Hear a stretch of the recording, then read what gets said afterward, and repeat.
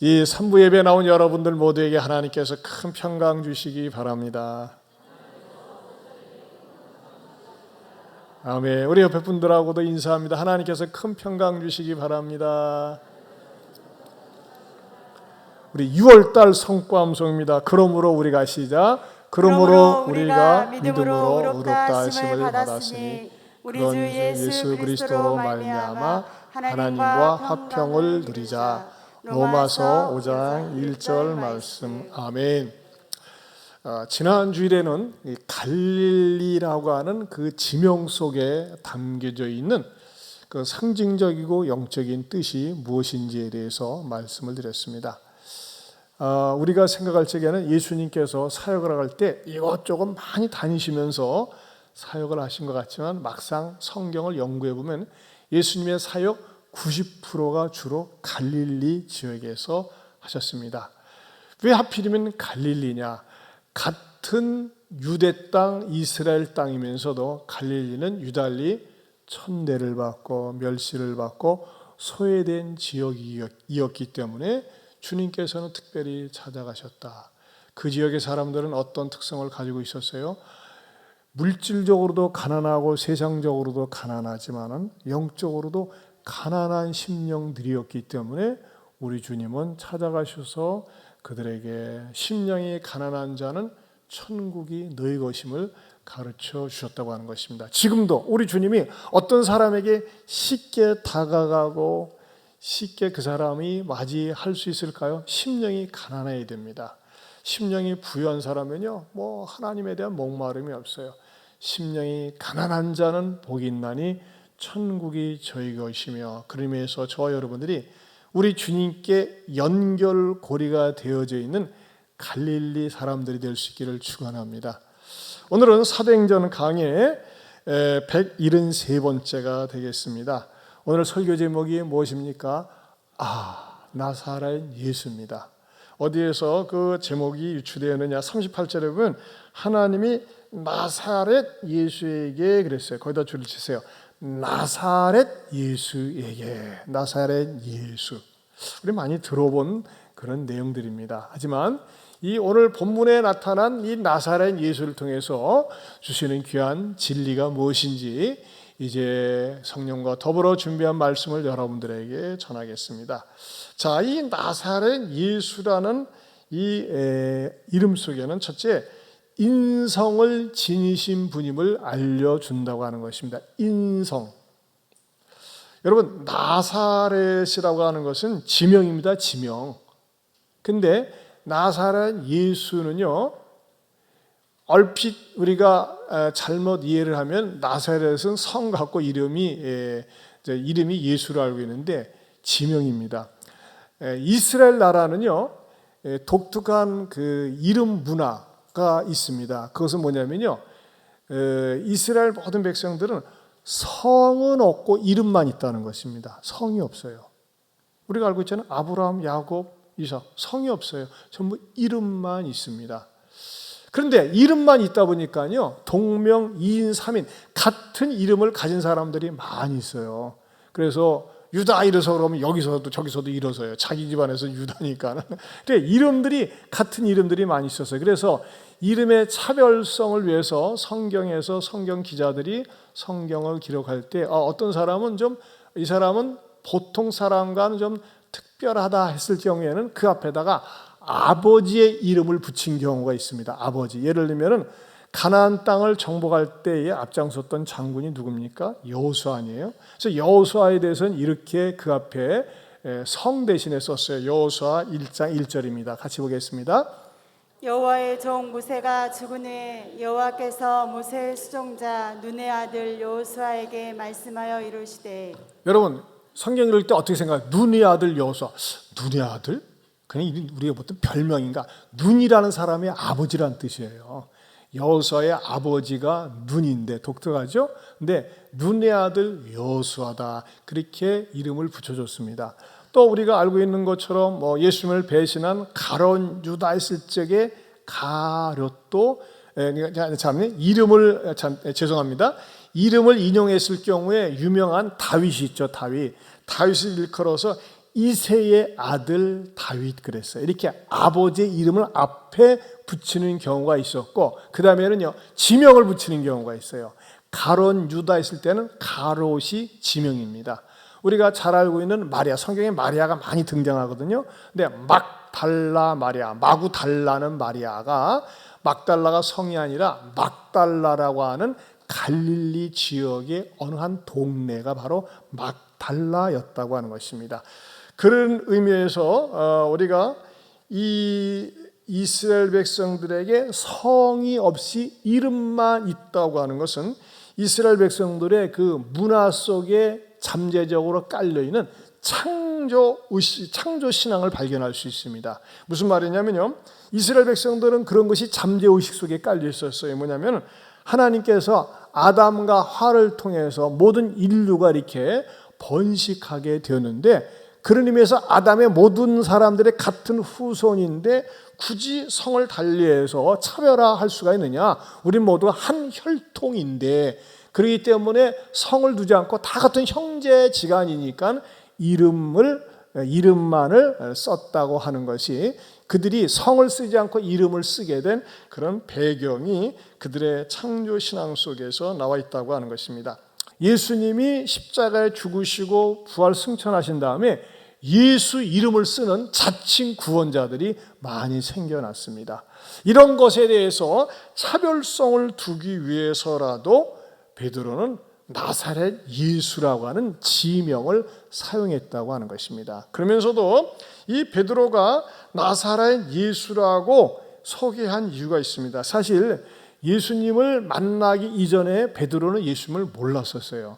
그러나 예수님을 만나고 예수님이 공생애를 시작하면서 3년 동안 예수님을 따라다닐 때 예수님이 나사렛 출신의 모습을 보여주지는 않았다고 하는 것입니다. 사실 예수님은 목수 생활을 했었거든요. 근데 3년 동안 예수님을 따라다녔을 때 베드로가 지켜본 예수님은 하나님의 아들, 신성을 지니신 예수님을 알았어요. 신성을 지녔기 때문에 죽은 자를 살리고 파도를 잔잔케 하고 불치병자를 고쳤거든요.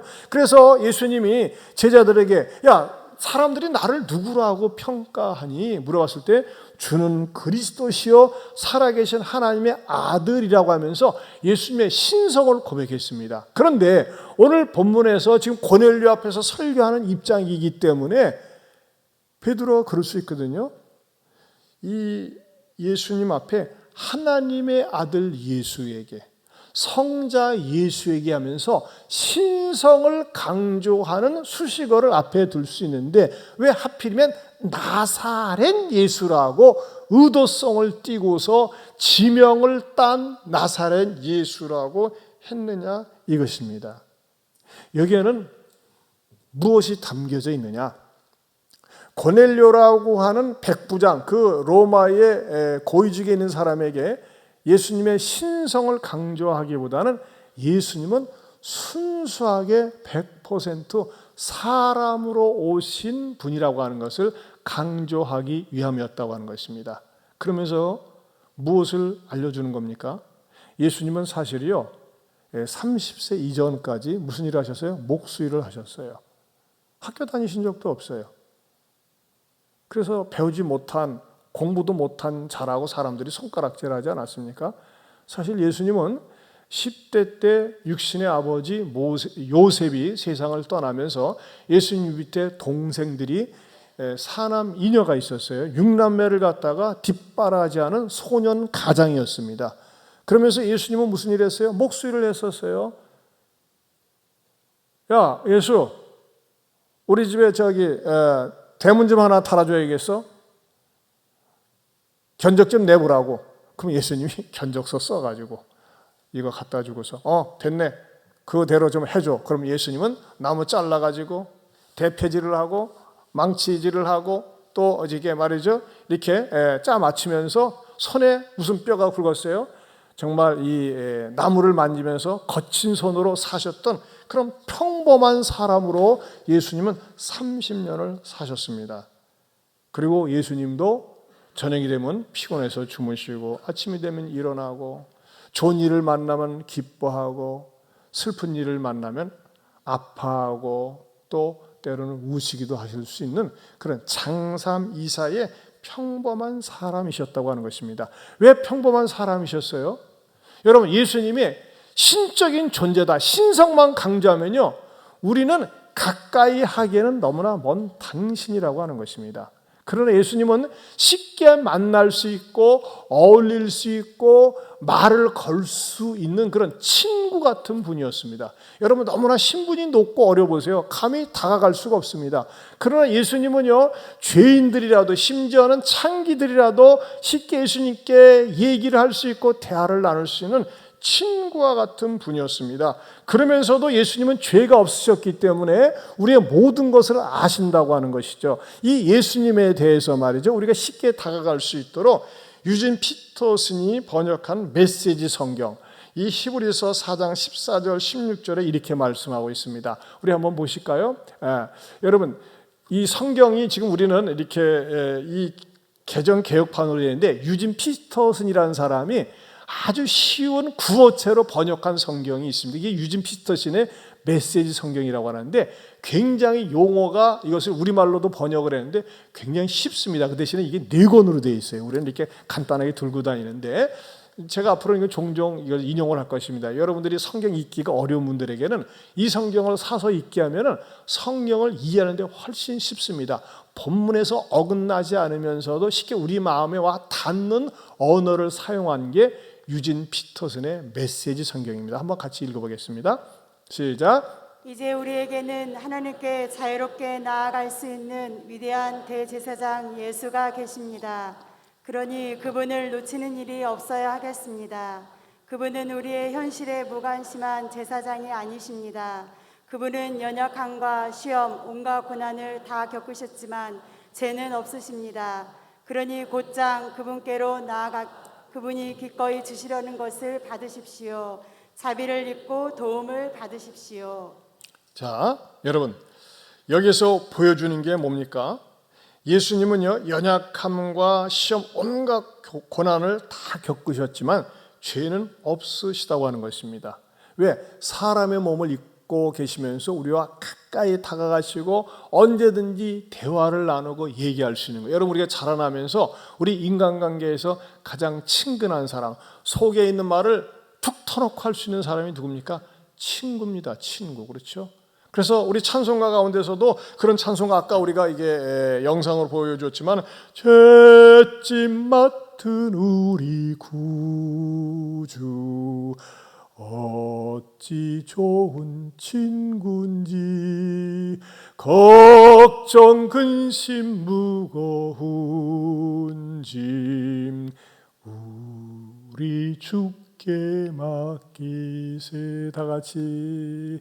주께 고함 없는 고로 복을 얻지 못하네. 사람들이 어찌하여 아랠 줄을 모를까. 여러분, 친구에게 여러분의 어려운 사정을 쉽게 얘기할 수 있는 것처럼 우리의 모든 것을 아시는 예수님께 언제든지 쉽게 아뢰면서 주님과 가까워질 수 있기를 축원합니다. 자, 우리 나사렛 예수는요, 이 땅에 오셔서 그러면 무엇을 하셨느냐? 오늘 38절을 다시 보면요, 하나님이 나사렛 예수에게 성령과 능력을 기름 붓듯 하셨음에 그가 두루 다니시며 무엇을요? 선한 일을 행하시고, 거기다 줄을 치세요. 선한 일을 행하셨습니다. 선한 일. 예수님께서 선한 일을 행하셨어요. 자, 예수님은 주로요, 선한 일을 행하셨는데, 예수님께서 행하신 선하신 일 가운데 가장 큰 일이 무엇일까요? 그것은요, 첫째, 가르치는 일이셨습니다. 가르치는 일. 무엇을 가르칩니까? 하나님 나라에 대해서 가르쳐 주셨어요. 우리가 잘 모르는 하나님 나라, 가야 되는 그 나라, 가고 싶은 그 나라, 천국에 대해서 예수님은 가르쳐 주셨다고 하는 것입니다. 왜 그렇죠? 그것은요, 세상의 어떤 종교 교주도 가르칠 수 없는 진리셨습니다. 왜? 왜 예수님만 가르칠 수 있죠? 예수님은 천국에서 하늘나라에서 이 땅에 오신 분이기 때문에 천국을 가장 잘 알고 계시는 거예요. 그러나 이 땅에 어떤 교주도 천국에서 오질 않았습니다. 자연인으로 태어나서 자연인의 교주가 되셨지만 예수님은 하늘나라에서 직접 이 땅을 구원하러 오신 하나님의 아들이기 때문에 천국을 가르칠 수 있었어요. 그래서 부지런히 가르치셨어요. 그리고 여러분, 교회를 다니는 사람은요, 부지런히 배움을 받아야 됩니다. 여러분, 우리 부모들이 이 땅에 태어나면요, 큰 욕심이 있어요. 무슨 욕심입니까? 자녀들을 열심히 가르치고 싶어요. 부지런히 가르치고 싶어요. 여러분, 자유민주주의가 좋은 게 뭡니까? 자유민주주의 사회에서는요, 열심히 공부하고 열심히 가르침을 받으면요, 공부하고 가르침을 받은 대로 대가가 공정하게 주어지는 게 자유민주주의입니다. 여러분, 북한 공산당 또는 인도 카스트 제도, 중국도 마찬가지지만 이 공산 치하에서는요, 아무리 열심히 공부해도 신분이 나쁘면은 승진할 수 없고 성공할 수가 없습니다. 그러나 자유민주주의가 좋은 것은 뭡니까?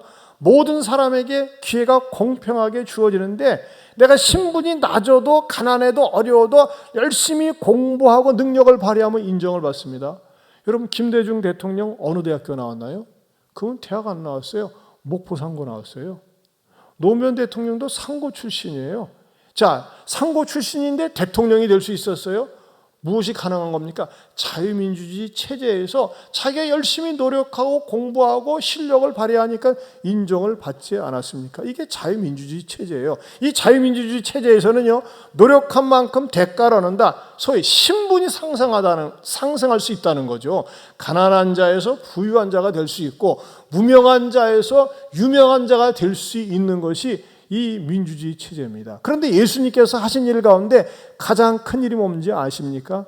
신분 상승의 기회를 주셨다고 하는 겁니다. 어떤 신분 상승일까요? 우리 모두는 원래 운명이 마귀의 자식으로서 지옥에 던져질 수밖에 없는 운명에 처해 있었습니다. 그러나 예수님의 가르침을 통해서 진리를 깨달아 알게 되어지고 어떤 일이 일어납니까? 마귀의 자식에서 하나님의 자녀가 될 수 있는 수직 신분 상승의 기회가 주어지게 된 것입니다. 그래서 예수님을 영접하는 자에게는 하나님의 자녀가 되는 권세가 주어졌다고 성경에서는 가르쳐주고 있지 않습니까? 여러분, 무엇보다도 어느 누구도 이 진리에 대해서 눈을 뜨게 해주지 못했고 가르쳐주지 못했는데 예수님은 이런 말씀하셨어요. 감히 하나님을 볼 수 있다고. 여러분, 하나님 못 봅니다. 그런데 예수님은 하나님을 볼 수 있는 방법을 가르쳐 주셨어요. 어디에서요? 마태복음 5장 8절을 보겠습니다. 같이 봅니다. 시작. 마음이 청결한 자는 복이 있나니 그들이 하나님을 볼 것이며. 이야, 기가 막힌 진리 아닙니까? 마음이 청결한 자는 복이 있나니 그들이 하나님을 볼 것이요 그랬어요. 물론 이 말씀 속에는 영적인 의미가 있습니다. 그러나 이 영적인 의미도 가르쳐 주지 않았었어요. 당시의 율법학자들은. 자, 마음이 청결한 자는 어떤 자가 청결할까요? 우리는 죄 가운데 태어나서 죄 속에서 살고 항상 죄가 있어요. 그런데 주님 앞에 내 죄를 자백하고 용서를 받으면 나를 청결하게 해 주시면서 내 기도를 하나님이 들으신다. 내가 영적으로 하나님을 만나고 영적으로 하나님을 볼 수 있다고 고백할 수 있도록 나에게 깨달음과 은혜를 주신다고 하는 것입니다. 이 진리를 누굴 통해서요? 예수님을 통해서 발견할 수 있었다고 하는 것이죠. 그래서요, 하나님의 말씀을 예배를 통해서 부지런히 듣고 또 성경 공부를 하고 배움을 통해서 말이죠, 이걸 분명하게 깨닫는 거예요. 내가 이전에는 마귀의 종노릇을 하고 마귀의 자식이었는데 내가 우리 예수님의 말씀에 가르침을 받고 배우면서 하나님의 자녀가 되었구나. 이것을 깨달아 알게 되는 것입니다. 이 사실을 믿습니까? 여러분, 예수를 믿으면서 예수님을 배우면서 예수님을 알게 되면서 놀라운 발견 가운데 하나는 뭘까요? 따라서 합시다. 나 자신도 모르게 신분 상승이 되었습니다. 여러분, 이 세상에서 신분 상승은 한계가 있어요. 대통령이 되었다가도 절망하니까 자살하지 않습니까? 그러나 우리에게 한 번 주어진 신분 상승, 이 마귀의 종노릇하고 마귀의 자식이었다가 예수님을 영접함으로 말미암아 예수님을 받아들임으로 말미암아 하나님의 자녀가 되고 천국을 소유하고 천국에 갈 수 있다고 하는 것, 이것은 우리 인생에 있어서 최고의 축복인 줄로 믿습니다. 무엇을 통해서요? 예수님의 가르침을 통해서 우리가 발견할 수 있다고 하는 것입니다. 또 예수님은 어떤 분이셨습니까? 예수님은요, 선한 일을 행하시는 그 행위 속에 예수님은 부지런히 가르치셨고, 두 번째는요, 공급하시는 분이었다고 하는 것입니다. 공급하시는 분. 공급하시는 분은 다른 말로 얘기하면요, 우리의 필요를 채워주시는 분입니다. 때로는 성경을 보면요, 좀 궁금하고 좀 이상한 부분이 있습니다. 예수님의 행적, 사역을 주로 취급한 부분이 마태, 마가, 누가, 요한복음이거든요. 사복음서입니다. 그런데 이 사복음서에 한 번도 빠지지 않고 4번 등장하는 스토리가 있습니다. 그건 뭐냐면요, 오병이어의 사건입니다. 물고기 2마리와 보리떡 5개를 가지고 남자만 5,000명 이상 먹이신 사건이에요. 사실 그 사건은 말이죠, 굉장히 단순합니다. 그런데도 불구하고 4복음서에 반복적으로 다른 모습으로 나와 있습니다. 그런데 제가 생각할 적에 조금 아쉽고 유감스러운 것은요, 이거보다도 더 중요한 사건이 예수님의 동정녀 탄생 사건인데, 그 동정녀 탄생 사건이 아예 자취가 없고 빠진 복음서가 있습니다. 그게 마가복음에는 흔적도 없어요. 요한복음에도 등장하지 않습니다. 저는 그런 생각을 했어요. 아니, 차라리 보리떡 사건은 빼버리고 그냥 예수님 탄생 사건을 마가복음에도 넣고 요한복음에도 넣지 왜 빠졌을까? 누구 마음이죠? 하나님 마음이죠. 그런 생각을 했었어요. 그런데 제가 설교를 준비하면서 성령님께서 이 깨달음을 주시는 거예요. 깨달음. 왜 이 오병이어의 사건을 갖다가 매 복음서마다 빠지지 않고 거기다 삽입을 했느냐, 기록을 했느냐. 여러분, 사람이 말이죠, 우리가 직접 부딪히는 현실은 뭐냐면요, 민생겁니다. 즉 내가 삶이 버벅거리고 힘들고 어려우면요, 때로는 모든 것이 다 귀찮고 버릴 수가 있어요. 그런데 예수님께서는요, 오병이어의 사건을 통해서 우리 주님은 우리가 하나님을 믿는 이상 너의 삶을 책임져 주신다. 너 먹고 사는 문제 해결하지 마라. 내일 일을 염려하지 말라. 즉 우리 하나님은 끊임없이 공급해 주시는 분으로, 우리 주님이 우리의 필요를 채워주시는 분으로 가르쳐 주기 위해서 그 오병이어의 사건이 있다고 하는 것입니다. 우리는 내일 일을 염려하며 두려워합니다. 그러나 걱정하지 말라는 거예요. 왜? 우리 주님은 우리의 삶을 책임져 주시고 채워주시는 분임을 가르쳐 주신다고 하는 것입니다. 빌립보서 4장 19절에 이렇게 말씀하고 있습니다. 같이 읽어봅니다. 시작. 나의 하나님이 그리스도 예수 안에서 영광 가운데 그 풍성한 대로 너희 모든 쓸 것을 채우시리라. 자, 나의 하나님이 그리스도 안에서 너희 영광 가운데 그 풍성한 대로 너희 모든 쓸 것을 채우시리라 그랬어요. 우리는요, 때로는요, 이렇게 사업이 안 되다가 이렇게 길이 막히면 쫄딱 망하면 어떡하지? 막 그런 두려운 생각이 들 때가 있다는 거예요. 저도 그랬어요. 21년 전에 개척을 할 때 말이죠, 오갈 데가 없어가지고 땅 한 평이 없어가지고서 개척을, 더군다나 IMF 끝난 지 얼마 되지 않아가지고 97년도에 IMF가 이제 말하자면 시작되지 않았습니까? 막 IMF가 지방으로 밀려갈 적에 이 개척하다가 안 되면 어떡하지 이거 하면서 말이죠, 이제 인간적인 두려운 생각이 들어왔었어요. 그러나 내가 하나님께 맡길 때 우리 하나님께서 나를 책임져 주시고 목회를 책임져 주신다고 하나님께 던져버리니까 우리 주님께서 내 염려와 근심과 걱정은 가져가시고 여기까지 이끌어 주시고 인도해 주셨습니다. 여러분, 왜 이 사복음서에 이 오병이어의 사건이 계속 등장하냐고요? 여러분들의 필요를 반드시 채워주신다고 하는 것입니다. 두려워하지 말고 의심하지 말고 염려하지 마시기를 축원합니다. 그러면서도요, 우리는 예수님을 본받아서 우리 주변에서 우리의 필요를 필요로 하는 사람들에게, 어려운 이웃들에게, 어려운 공동체, 어려운 나라에 우리도 도움의 손길을 베풀고 줄 수 있어야 된다고 하는 것입니다. 지난주에도 말씀드렸습니다만 미얀마의 어려움을 겪고 있는 사람들에게 우리가 쌀과 의약품을 공급하자 이렇게 익산시의 어떤 그 시민 운동본부가 나서서 공문을 보내오지 않았습니까? 그래서 분을 갖다가 만나가지고서 대화를 나눴는데 지난주에 그 인터뷰 영상을 못 보여드렸어요. 이 인터뷰를 하면서 말이죠, 이 형제가 너무나 감격스러워서 막 목이 메이는 그런 장면이 있는데 여러분에게 보여드리겠습니다. 미얀마 돕기에 우리 익산시에 있는 종교단체 여러 군데 이메일, 팩스를 보냈습니다. 바로 익산 예안교회에서 연락이 왔고 다른 교회에서는 전혀 연락이 안 왔습니다. 또 목사님이 연락 오셔서 흔쾌히 도와주신다고 큰 돈을 기부해 주시고 그랬습니다. 나 진짜 너무 고맙고 감사해서 우리 운영진에서 너무 고맙게 생각하고 모두를 환영하고 있습니다. 우리 목사님 너무 감사드리고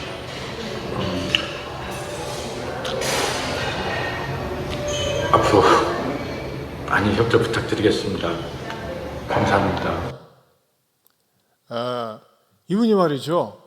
그래서 제가 이제 이분에게 이제 전도를 했어요. 했더니 예수님을 믿겠다고 결심하고 지난주에 등록을 한 다음에 저한테 그러더라고요. 목사님, 제가 주일날 체육공원에서 행사가 있기 때문에 예배 도중에 이렇게 나가봐야 됩니다. 그래서 그러세요. 처음부터 말이죠. 아니요, 처음부터 제대로 예배드려야지, 끝까지 예배드려야지. 그렇게 하면 너무 무리하잖아요. 그래서 그렇게 하시라고. 근데 이 삼부 오셨었거든요. 그래서 저는 중간에 일어서서 갈 줄 알았어요. 이거 행사 때문에. 근데 끝까지 앉아 있더라고요. 제가 신경 쓰이는 거예요. 이거 가야 될 시간인데 안 가네. 그래서 끝난 다음에 왜 가신다고 해놓고 안 갔습니까? 했더니 예배를 드리면서 얼마나 이 예배 속에 내가 말씀에 빨려 들어가는지 가슴이 뭉클하고 은혜를 받아가지고 그냥 끝까지 예배를 드렸다고 그러더라고요. 그래가지고 그 행사할 때 또 저희가 가서 이렇게 이제 전달식을 가졌어요. 가가지고서 갔더니 우리 시장님도 만나고 거기서 이렇게 전달식을 가졌습니다. 그 사진을 갖다가 이렇게 찍었었는데 말이죠. 또 보니까 열린 신문에서도 이렇게 이제 취재도 나와가지고서 이렇게 우리가 이제 나눔을 베풀고 실천하는 교회라고 르포 기사를 취재해 가셨어요. 제가 이 말씀을 드리는 이유는요. 우리 개인은 오른손이 하는 것을 왼손이 모르게 하라고 그랬어요. 근데 교회가 하는 것은 알려야 됩니다. 왜? 교회는요, 교회 공동체거든요. 세상 사람들은 교회가, 여러분, 이 세상에 여러 종교가 있지만은요, 기독교가 그래도 제일 많이 선행을 제일 많이 해요. 남 돈 눕는 일을 제일 많이 합니다. 여러분, 오래전에 태안반도에서 그 기름 유출 사건이 있었을 때요, 한국 교회에서 100만 명이 투입이 됐었어요. 그때 우리 교회도 갔었고. 근데 세상 신문에서 거의 보도를 하지 않았어요. 줄지어 차량들이 밀려가는데요. 거기가 교회 차였어요. 근데 세상 신문에서는 거의 보도를 안 해요. 왜 이렇게 인색한지 몰라요. 그런데 교회에서 조금만 허물이 있으면은 또 어느 교회에서 감염됐다고 하면 그냥 대문짝만하게 보도를 하면서 이상하게 교회에 대한 편견과 나쁜 생각을 갖게 합니다. 그래서 교회에서 하는 일은요, 자꾸 알려야 됩니다. 그래야지만이 교회에 대한 좋은 이미지를 갖고 사람들의 마음이 순화되지 않습니까? 저는 그랬어요. 우리 교회에서 이렇게 아름다운 일을 한 것에 대해서 얼마나 감사하고 여러분들의 헌금을 가지고 말이죠. 그 미얀마 난민 어려운 분들을 돕는 거 아니겠어요? 저는 우리 교회 안에 개인적으로도 어려운 어떤 고아원이나 어려운 사람들을 보면 은밀하게 봉사하고 섬기고 그런 말을 들었을 때 아파하고 참여해주고 위로해주는 그런 분들이 참 여러분들이 계신 것이 얼마나 감사하고 아름다운지 몰라요. 또 지난주에도 말이죠. 주부의 그런 광고 처음 났어요. 익명으로 자원한 어떤 분들이 이렇게 청소 봉사를 하겠다고 그래가지고 주부에 실었어요. 근데 제가 이제 부목사님한테 목사님 나는 알아야 될 것 아니요. 그분이 누구요? 라고 물어보질 않았어요. 왜? 그분들이 그냥 익명으로 원하니까는 익명으로 봉사하고 하나님은 기억하시리 하면서 말이죠. 그런 마음을 가지고 하니까 말이죠. 그분들에게 더 큰 상급을 주시라고. 여러분 이 분재 늘 얘기하지만 이거요. 키우는 거 장난 아니에요. 잠깐만 비춰줘 보세요. 예? 여러분 이 분재 말이죠. 이게 그냥 주일날 오늘 갖다 놓으면 종일 있는 게 아닙니다. 오늘 오후에 빼가야 됩니다. 왜냐하면 이 분재는 굉장히 예민하더라고요. 공기, 물, 햇볕 이것을 갖다가 시간을 맞춰서 해야 되기 때문에 저는 누가 우리 집에 분재 갖고 오면 부담스러워요. 잘 키우질 못하겠더라고요. 이거 어느 정도 정성이 들어가는지 몰라요. 분재를 키워본 분은 아세요. 근데 우리 집사님 이것을 갖다가 또 잘 관리해가지고 말이죠. 이렇게 주일날마다, 토요일날 미리 갖고 오셔서 이렇게 잘 배치해 놓고, 이게 어떤 마음입니까? 주님을 섬기는 그런 아름다운 마음 아니겠어요? 이게 아름다운 선행 아니겠어요? 여러분이나 저도 하나님께서 주신 은사대로 말이죠. 이렇게 참 아름답게 선한 일, 우리 주님이 선한 일을 하신 것처럼 은사나 어떤 은사를 가지고 있든지 그걸 가지고 물질이든지 건강이든지 그런 것을 가지고 남을 섬기는데 아름답게 쓰임받을 수 있기를 축원합니다. 세 번째로 우리 예수님은요, 마귀에게 눌린 자를 고치셨습니다. 마귀에게 눌린 자를 고쳐주셨어요. 자, 예수님께서 하신 일 가운데 어느 누구도 흉내낼 수 없고 어떤 교주도 해본 적이 없는 일을 하셨습니다. 그게 뭡니까? 자, 38절을 다시 봅니다. 선한 일을 행하시고 마귀에게 눌린 모든 사람을 고치셨으니, 거기다 줄을 치세요. 마귀에게 눌린 모든 사람을 고치셨다 그랬습니다. 여러분, 이 땅에 마귀가 존재한다는 사실을 아시고 믿으십니까? 괜히 믿는다고 말했다가 나한테 마귀 들어오면 어떡하지? 그거 말고 여러분, 마귀는 존재해요. 헬라식 표현으로 번역할 때 마귀라고 하고 구약식 표현으로 할 때 사탄이라고 합니다. 똑같은 말이에요. 때로는 사탄, 마귀 하는데 같은 말입니다. 그러나 마귀의 말하자면 행동 대원, 마귀의 하수인이 누굽니까? 그게 바로 귀신입니다. 귀신들은요, 어떤 한 개인의 인격 속에 들어가면 그 사람의 인격을 지배하고 자기 자의대로 결정하지 못하게 합니다. 지 멋대로 살게 합니다. 이 귀신이 들어가면요, 일단 귀신의 특징은 더럽습니다. 지저분합니다. 그리고 생활 감각이 없습니다. 삶의 균형을 파괴시키고 지 멋대로 행동하게 하는 것, 그리고 누구도 통제할 수 없게 하는 것이 귀신의 역사라고 하는 것입니다. 자, 예수님께 말이죠, 어떤 사람이 자기 아들을 데리고 와서 좀 고쳐주세요. 왜? 귀신이 내 아들에게 들어가는데 얼마나 저 아이를 괴롭게 하고 힘들게 하는지 모릅니다 하면서 예수님께서 그 귀신을 쫓아달라고 했는데 그 현장을 한번 가보겠습니다. 마가복음 9장 21절에서 27절입니다. 같이 보겠습니다.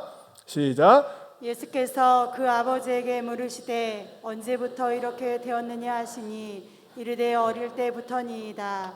귀신이 그를 죽이려고 불과 물에 자주 던졌나이다. 그러나 무엇을 하실 수 있거든 우리를 불쌍히 여기사 도와주시옵소서.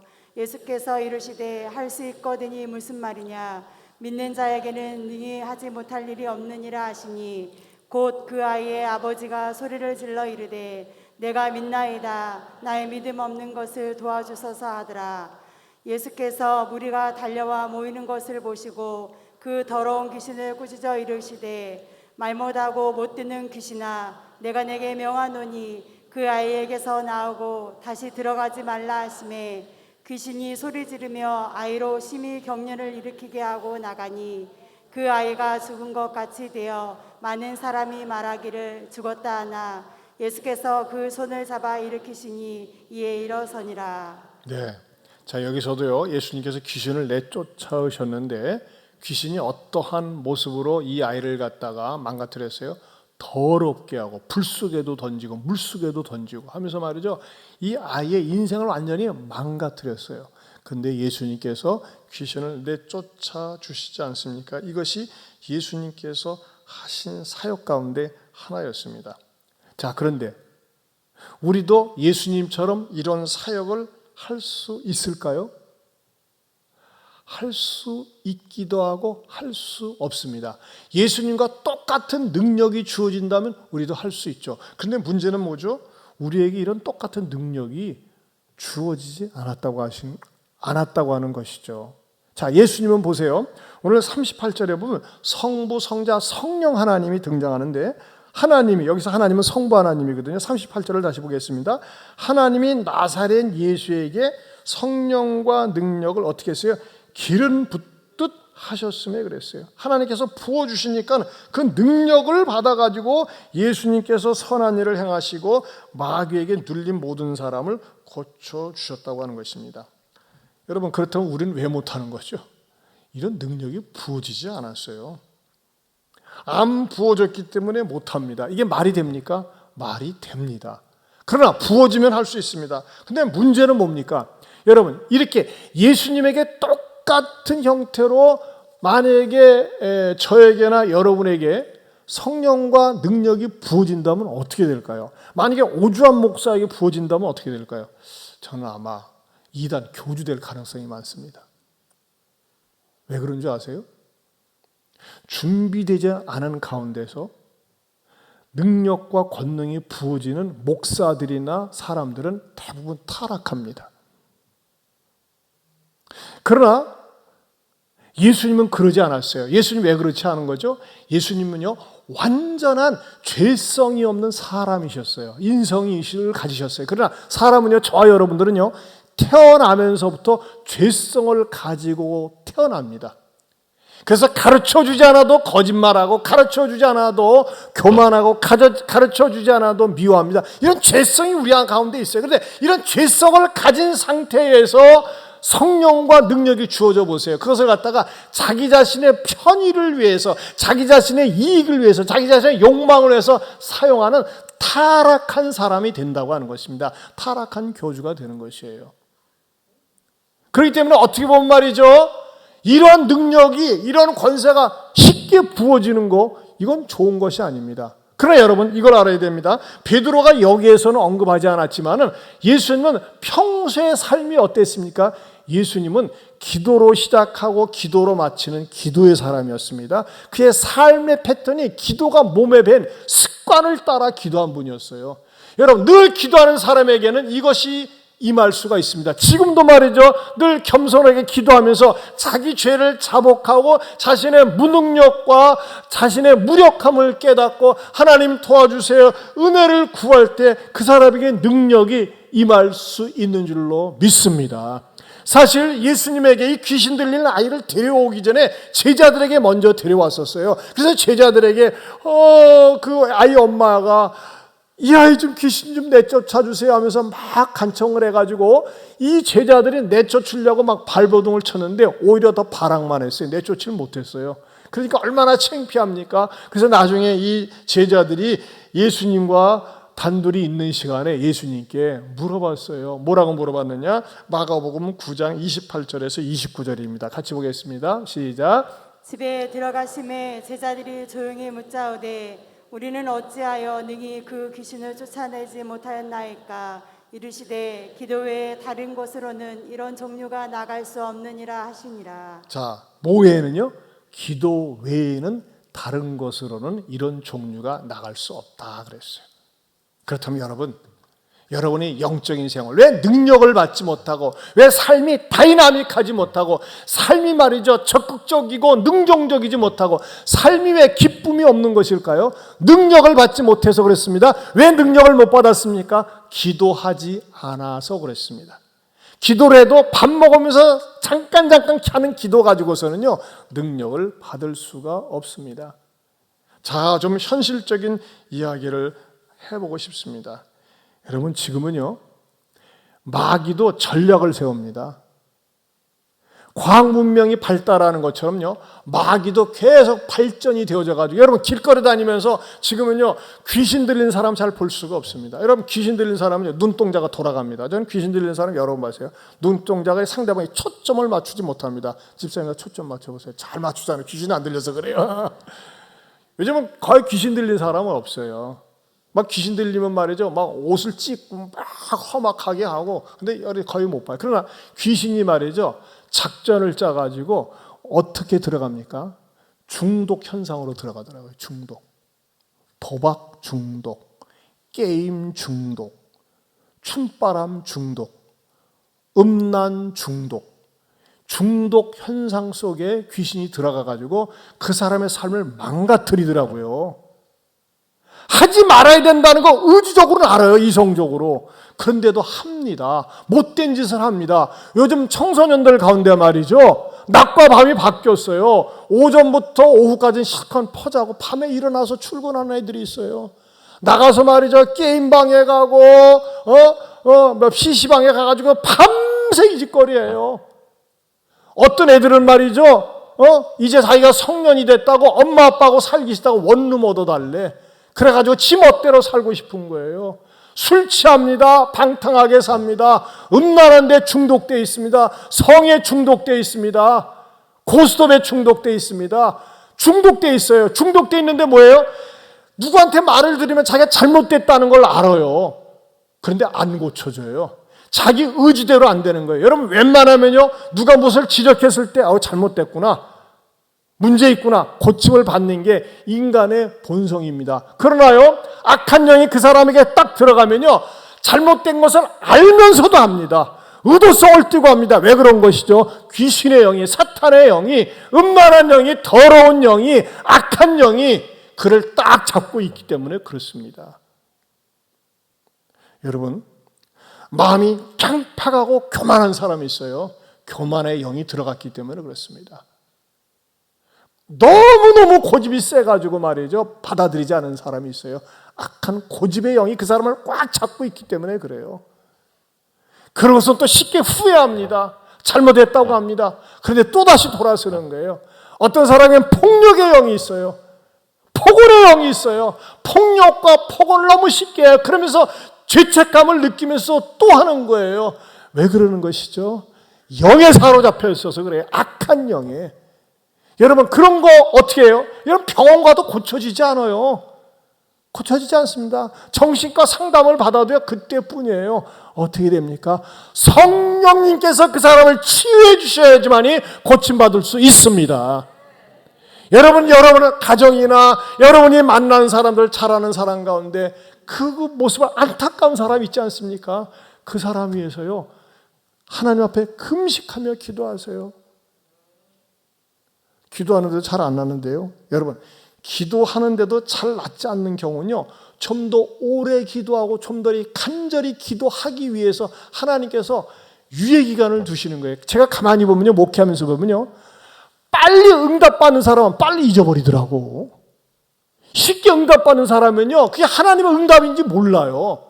그런데 말이죠, 어떤 문제를 가지고 오랜 기간 기도하고 응답받으면요, 자기 입술에서 마음에서 저절로 나와. 이건 하나님이 하신 일입니다. 하나님이 응답하십니다. 이게 몸에 배어 있어요. 그러나 쉽게 응답받으면요, 그냥 어떻게 우연히 됐지, 저절로 됐지.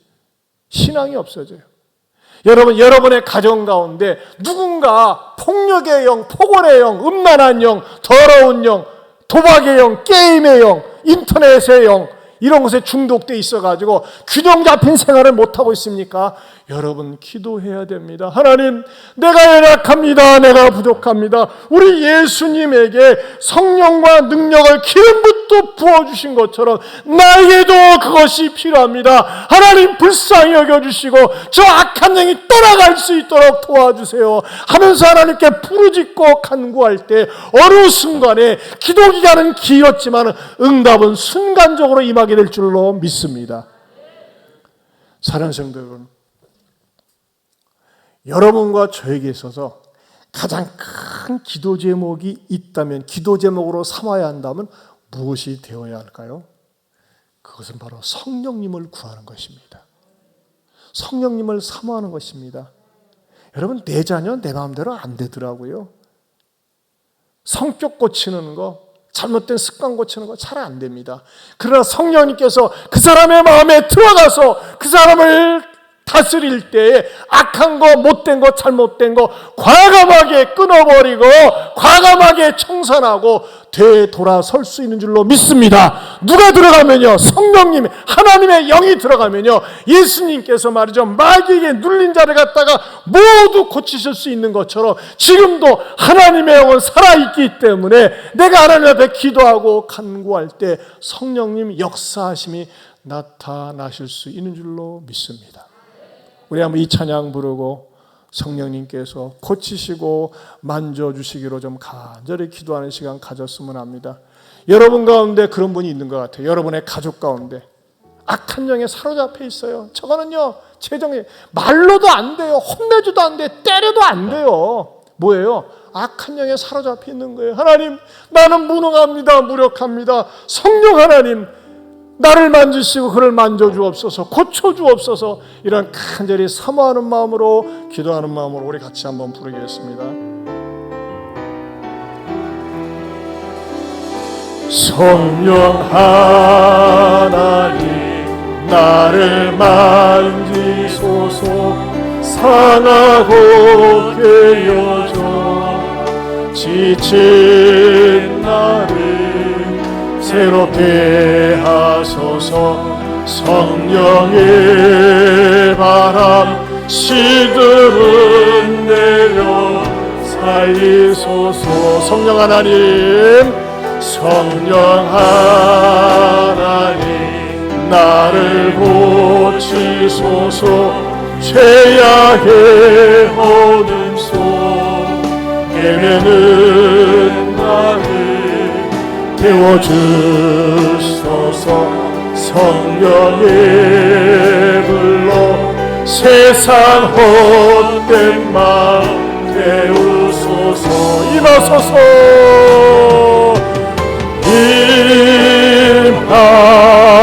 임하소서. 성령 하나님이시여,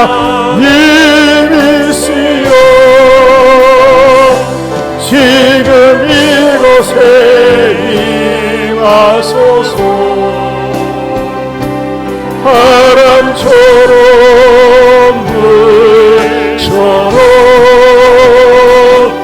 성령이여 임하소서.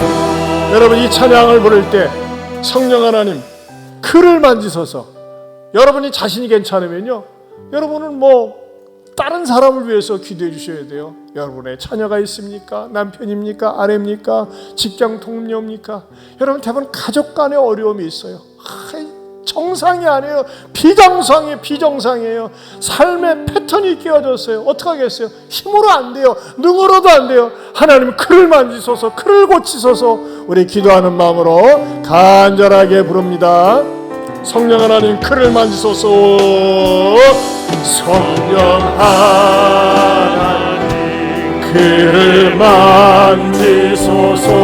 상하고 깨어져 지친 그를 새롭게 하소서. 성령의 바람 시들은 내려 살리소. 성령 하나님, 성령 하나님, 그를 고치소서. 죄악의 어둠 속 헤매는 그를 태워주소서. 성령의 불로 세상 헛된 마음 태우소. 우리 두 손 들고 임하소서. 임하소서. 성령 하나님이시여,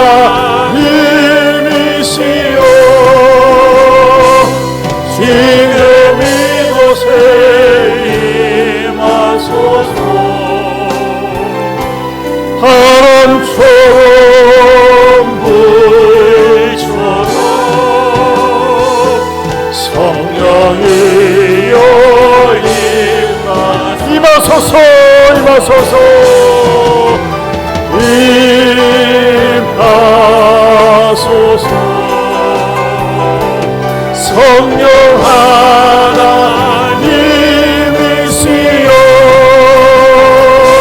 지금 이곳에 임하소서. 바람처럼 물처럼 성령이여 다시 한번 임하소서. 임하소서.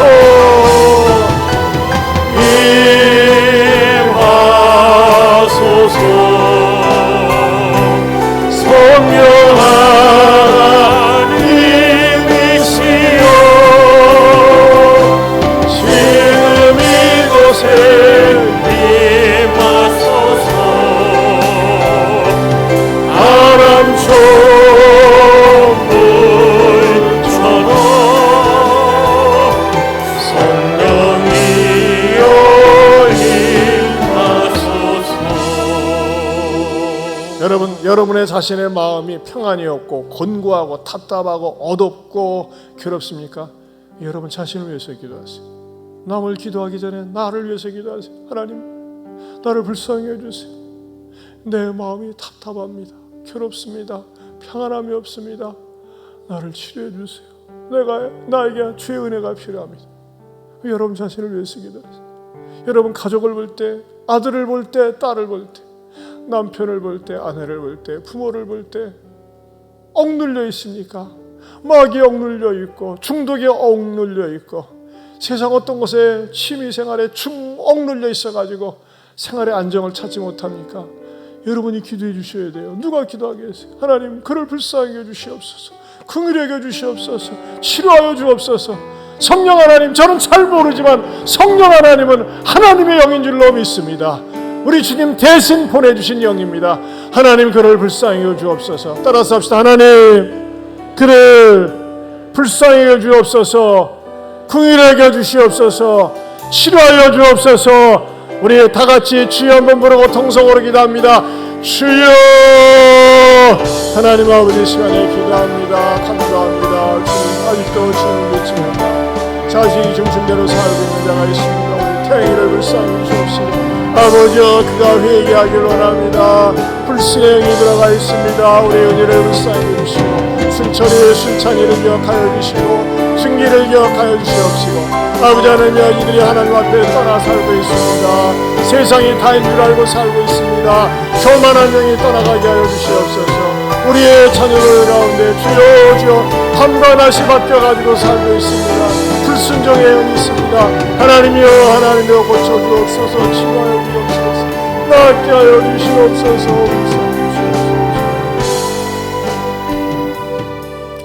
혹시 여러분 가운데 마음이 답답합니까? 마음에 어둡습니까? 무겁습니까? 여러분 가슴에 손을 주세요. 아픈 부에 손을 주세요. 제가 치료를 위한 기도를 하겠어요. 또 여러분의 자녀들이 정신적으로 고통을 당하고 무엇인가 매여 있다면 손을 꼭 잡고 기도하세요. 하나님 아버지, 이 시간에 기도합니다. 간구합니다. 주여, 이 자리에 예배에 참석한 주의 자녀들의 형편을 살피시옵소서. 가슴에 손을 얹은 성도들 찾아가셔서 주님이 주시는 평안을 허락하여 주시옵소서. 나사렛 예수 그리스도 이름으로 명하노니 나를 무겁게 하고 어둡게 하고 답답하게 하고 힘들게 하는 영아 떠나갈지어다. 어둠은 떠나갈지어다. 무서움도 떠나갈지어다. 염려 근심도 떠나갈지어다. 주여, 우리의 자녀들 가운데 어둠의 영에 사로잡혀 있습니다. 부모 말을 듣지 않습니다. 제가 제 인생의 다라고 생각을 합니다. 주님, 그 불순종의 영 떠나가게 하여 주시옵소서. 중독의 영은 떠나갈지어다. 더러운 영은 떠나갈지어다. 주여, 사랑하는 성도들을 고치시고 어루만져 주시옵소서. 예수님 이름으로 기도하옵나이다. 아멘. 하나님께서 여러분을 어루만져 주시고 치료해 주신 줄로 믿습니다. 우리 다시 한번 일어서서 이 찬양, 시간이 갔지만 늘 성령님을 사모하고 앙망하는 마음으로 이 찬양 부르고 축도하고 마치겠습니다. 성령 하나님, 나를 건지소서. 상하고 깨어서 지친 나를 새롭게 하소서. 성령의 바람 시드는 내 영 살리소서. 성령 하나님, 성령 하나님, 나를 고치소서. 죄악의 어둠속 헤매는 나를 태워주 성령의 불로 세상 헛된 맘 태우소서. 임하소서.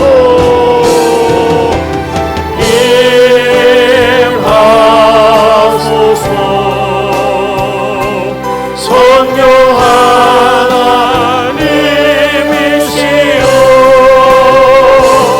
지금 이곳에 임하소서. 바람처럼 물처럼 성령이여 임하소서. 임하소서. 임하소서. 성령 하나님이시여 지금 이곳에 임하소서. 바람처럼 물처럼 성령이여 임하소서. 하나님 아버지, 우리는 무력합니다. 무능합니다. 아무것도 주님이 도와주시지 않으면 할 수가 없답니다. 주여 도와주시옵소서. 하나님께서 나사렛 예수에게 성령과 능력을 기름부터 부어주시니까 선한 일을 행하시고 마귀에게 눌린 모든 자를 고쳐주셨습니다. 주여, 우리가 무능합니다. 무력합니다. 부족합니다. 성령 하나님 강림하시사 내 삶의 문제를 풀어주시고 눌린 것들을 풀어주시고 해결하여 주시옵소서. 그래서 예수님을 믿는 행복을 늘 맛보며 응답받으며 살게 하여 주옵소서. 이제는 우리 주 예수 그리스도의 은혜와 하나님 아버지의 변함이 없는 사랑과 성령님의 강력한 은혜가 믿음으로 예수님을 의지하며 살길 원하는 모든 자들에게 영원토록 함께 있을지어다. 아멘.